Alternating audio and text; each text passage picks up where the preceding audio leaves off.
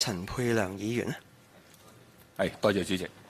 第一方面嘅問題呢，係關於中西醫協作服務嗰方面嘅。咁就醫管局喺2023年呢，就已經將中西醫個協作服務呢常規化咗，同埋呢會分階段呢，就一啲新嘅病種呢展開一啲先導計劃嘅。咁亦都睇到啦，2024年呢，就推出咗嗰個膝關節炎嘅治療先導項目啦。咁同埋睇文件呢，就係25-26年度呢，就會為一啲器官衰竭啊，同埋退化性疾病嘅晚期舒緩治療呢，做一個先導項目嘅。咁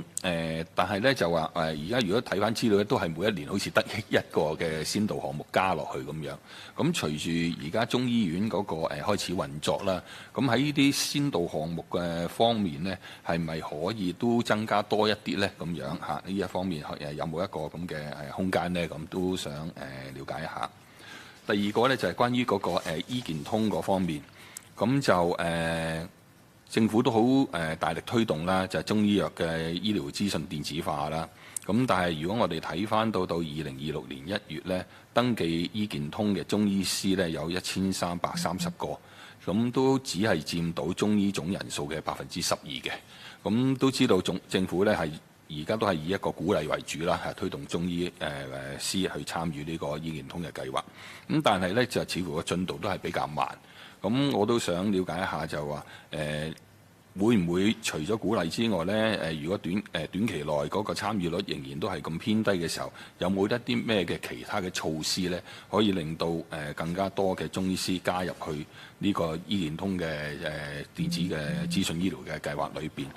從而呢等嗰個中醫藥嗰個發展呢唔使受到一個障礙啦嚇。最後一個呢，就係關於嗰個將嗰個推動中醫藥走向全世界呢一個，咁我相信呢個係一個好浩瀚嘅工程啦嚇。咁除咗我哋要有一啲中藥嘅國際認證之外呢，其實我都諗到一個就係話，除咗我哋呢啲藥之外，如果我哋第日要將中醫推動到去海外嘅時候，咁我哋中醫師將來係咪都可以喺要培訓一啲海外嘅人才呢？咁喺而家我哋幾個大學裏邊嗰個中醫嗰個課程裏邊，我哋會唔會都面向一啲世界裏邊去招收一啲海外嘅學生嚟到學習我哋呢個中醫，等到佢成為一個可以認證執業，將來有機會喺外地去執業呢一個中醫嘅呢？咁呢啲長遠嘅規劃裏邊呢，有冇都一個考慮呢？咁樣嚇，唔該。好，局長。好，就住中西醫協作喺醫管局度，我請醫院管理局嘅總行政經理，即係關於中醫嘅黃巧雲女士去到作答先啦。黃女士。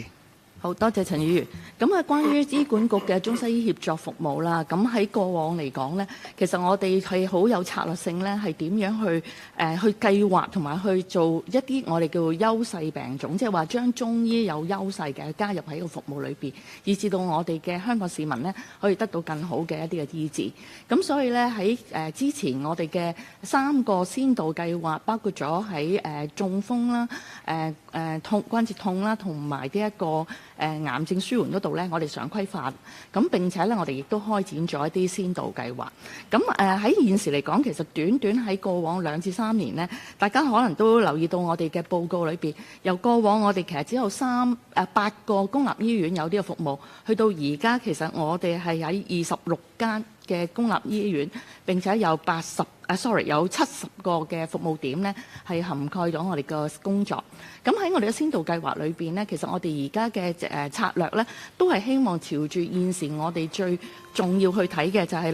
老齡退化性嘅一啲嘅疾病啦，同埋慢性疾病。咁喺呢個開展裏邊呢，我哋會從一個叫做先導開展，籌備中西醫一齊合作點樣去做好呢一個嘅臨床方案，跟住就會開展開去。咁所以呢，其實我哋計劃呢會逐步去加多嘅嚇。唔該。好，多謝晒。醫健通就住醫健通嗰度，其實醫健通已經開放咗俾中醫去到參與，咁亦都咧，我哋對於個參與率咧係比較失望嘅嚇。我哋喺度都期望中醫業界咧係能夠積極去參與，我哋亦都會有啲措施咧係會鼓勵佢哋噶啦，例如有啲政府資助嘅項目，好似醫療券咧，將來就必須要參與醫健通先至可以使用。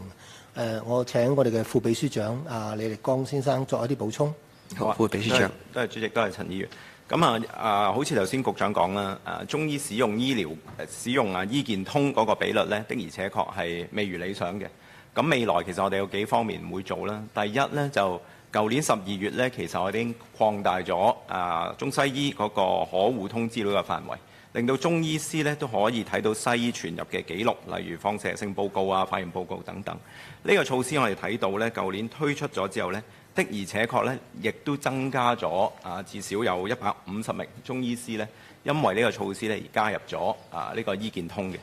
咁另外一個呢，亦都係我哋知道部分中醫師其實都已經大部分係用緊電腦啦，自己係有㗎啦。但係個問題呢，就係自己嘅電腦同個醫健通嗰個銜接呢，可能需要一啲支援。咁所以政府呢亦都有一啲已經有一啲嘅計劃呢，就係譬如有啲免費嘅軟件可以幫到嗰個診所嘅電腦駁通個醫健通。第三個措施呢，就係未來，好似頭先局長講啦，我哋喺不同政府嘅一啲措施，例如話我哋個基層醫療指南，如果中醫師加入呢，亦都有個要求呢，就應該加入醫健通。亦都第日如果我哋再有不同嘅資助計劃，包括而家好多中醫師參加嘅醫療券計劃呢，都會有一個條件呢，就係要用醫健通嘅。多謝主席。唔該晒。